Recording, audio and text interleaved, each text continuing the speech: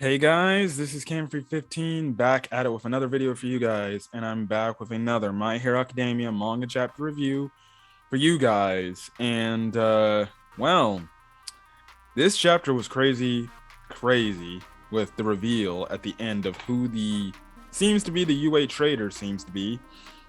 Which I did hear that there was a lot of people that were kind of pissed off and kind of upset. I don't know why, but apparently the fandom was very like pissed off. Most of the people I reacted to in terms of their videos, they were fine with it, and they obviously liked the I guess you can say they obviously liked the whole reveal, but it is what it is. I don't know why people didn't like it, but okay. Anyways, listen, let's get on. What I was gonna plan. I wasn't planning on doing a My Hero Academia video today. I was gonna upload it tomorrow because today is my birthday. But because of the crazy news of this chapter, I just had to talk about it. So let's get into it. This is My Hero Academia chapter 335, titled Zygotes.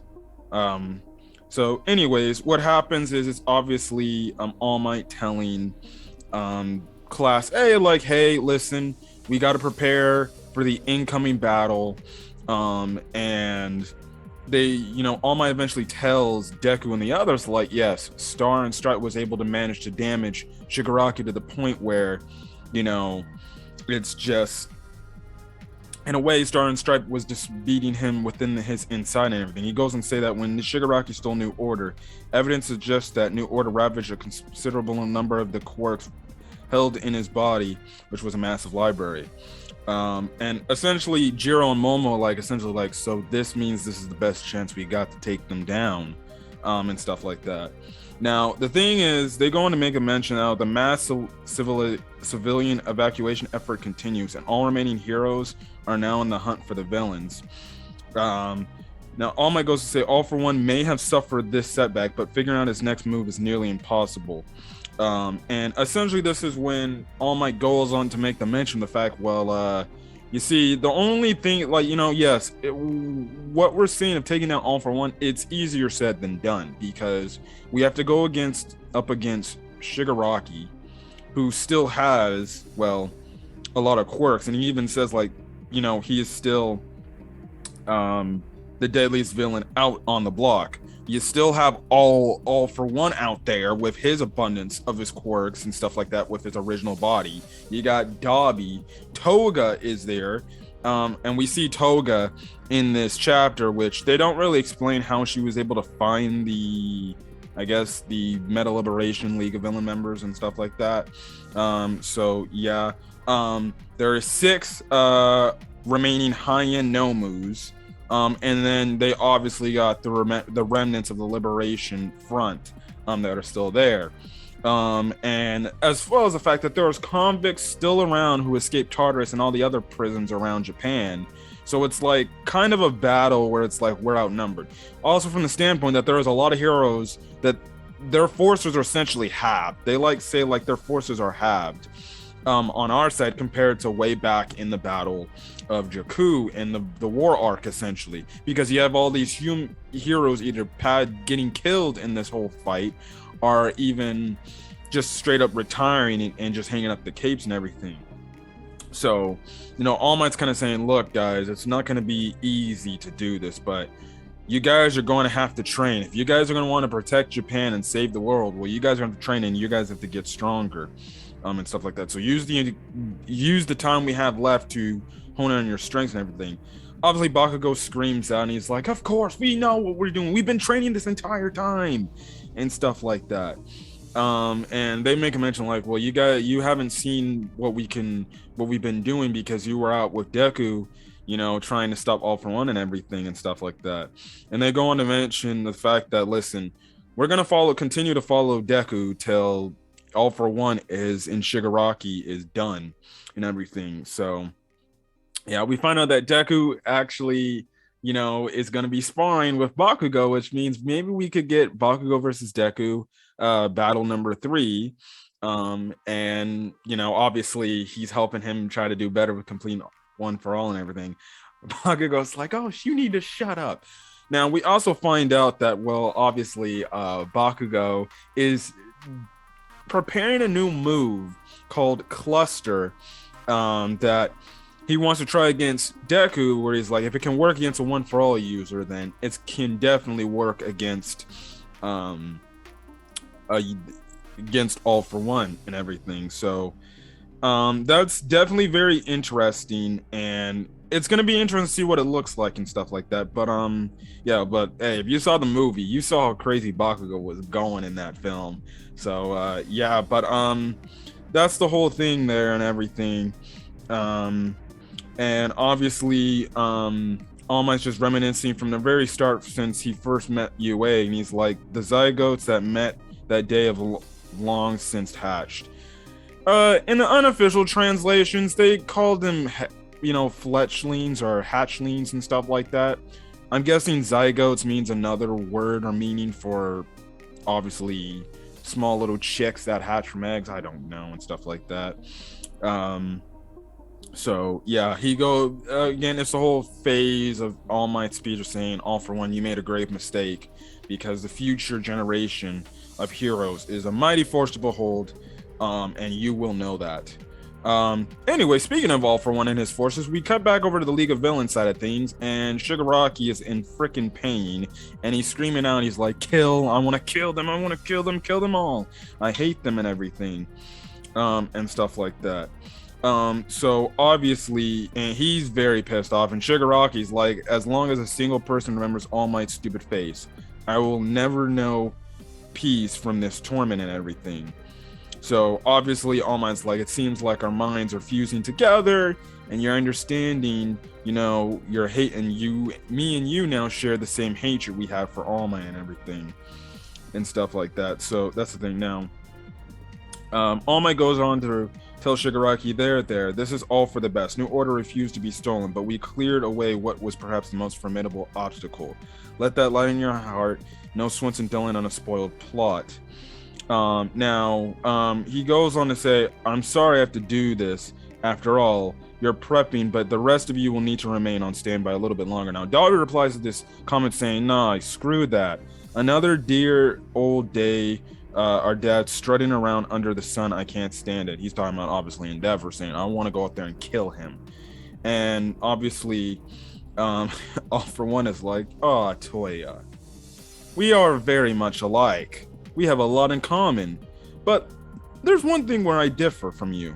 And he goes on to say, when I find myself with a goal, I make sure to plan out a number of routes to the goal, shall we say, to be exact. I weave my plot years or even decades prior so that I may employ a viable route when the time comes, a route that inevitably achieves my end.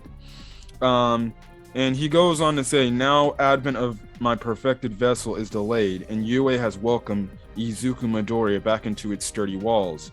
But what I have that you lack, Toya.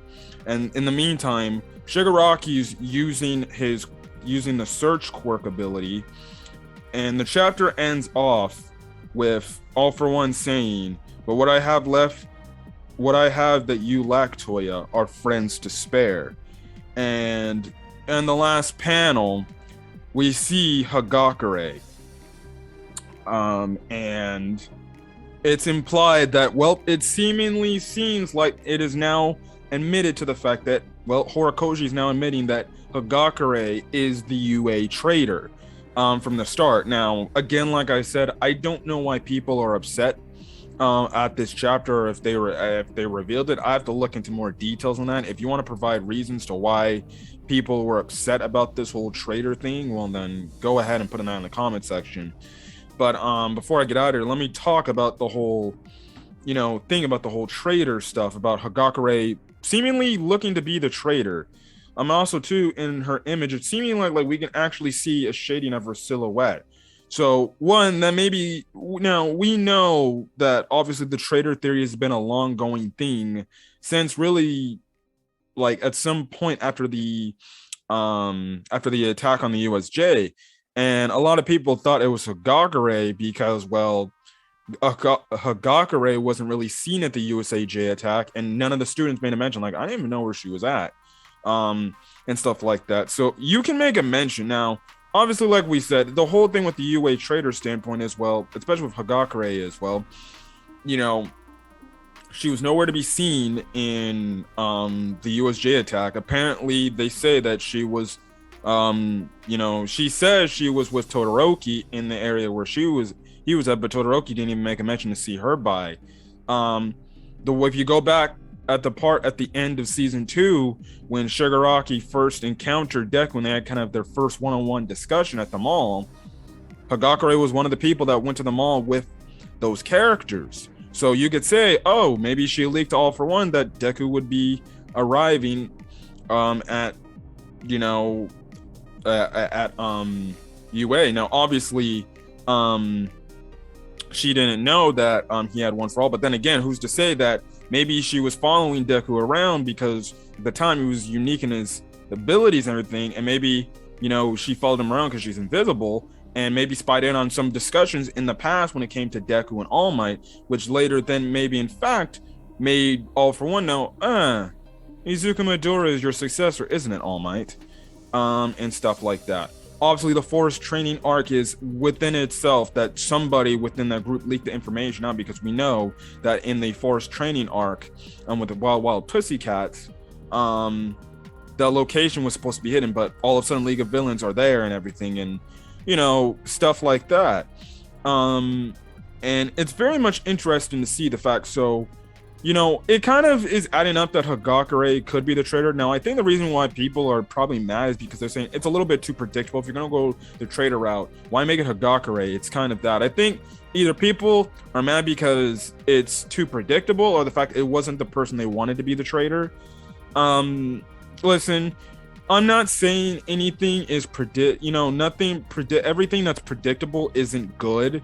Listen, there is good predictability, because sometimes it can better increase the story. Now, then we're going to have to see how it happens. Now, we don't know if Hagakure is a willing, person that's swore full allegiance to All For One, and it's whatever he says she goes by. We don't know if it's that. We don't know if she's being bribed to do it, or she's being held in a way where people she cares about are being forced, or the fact where All For One's like, if you don't do this for me, I'm gonna kill your parents or something like that, or your loved ones. And Hagakure has no choice but to listen to All For One. But again, like I said, we don't know that. We have to get some understanding. 2, we also don't know for the longest time. It's like, okay, Hagakure's invisible powers. Can she actually make herself visible and make herself seen? Because the one thing we know is, well, has always been invisible. We don't know if that's like a thing of her quirk, or if that's just a thing of it's like, she can actually turn herself visible. Like, it would make sense she'd be able to turn herself visible, because she's essentially like the Invisible Woman from Fantastic Four, essentially. You would think that, because obviously the Invisible Woman from Fantastic Four can turn herself not only invisible, but turn herself visible. You would think the same traits would work for Hagakure. So I definitely could see it to where she can turn herself visible. There's going to be a part in the story where if she is the traitor, which I think she is, she's going to backstab somebody, and it's going to be a shock to everybody. So that's the whole thing there. Again, we don't know if Hagakure is secretly older than what she says she is, or something like that. We're just going to have to find out as the weeks go by. But it's very interesting that we got the traitor reveal already. I know a lot of people thought that the traitor reveal was going to be dropped. I thought it was going to be dropped, because a lot of people I think Horikoshi forgot about it, and I thought he did too. Maybe he just dropped the whole plot, but no, he remembered this, and he's seemingly continued the story. So yeah, it's going to be very interesting to see what's going to happen next. There is no break next week, so I wonder what the next chapter is going to be about. It's going to be very interesting. I feel like the next chapter should focus a little bit on Hagakure, and stuff like that. Maybe you can start the chapter off with the League of Villains saying, wait, there's a spy in UA, and All For One can be like, yes, this is my spy, and this is how I found her, and stuff like that. So, yeah, but if you guys like the video, leave a like, put in the comment section your thoughts on this week's manga chapter for My Hero Academia, or you can leave a birthday wish. Much appreciated. Thank you for that, if you do. As well as hit the subscribe button if you want to get more My Hero Academia content. going forward. Other than that, guys, I'm the guy for. Hopefully, you guys have a great rest of your day or night when you check out this video. Until then, guys, I'll catch you guys later. Peace.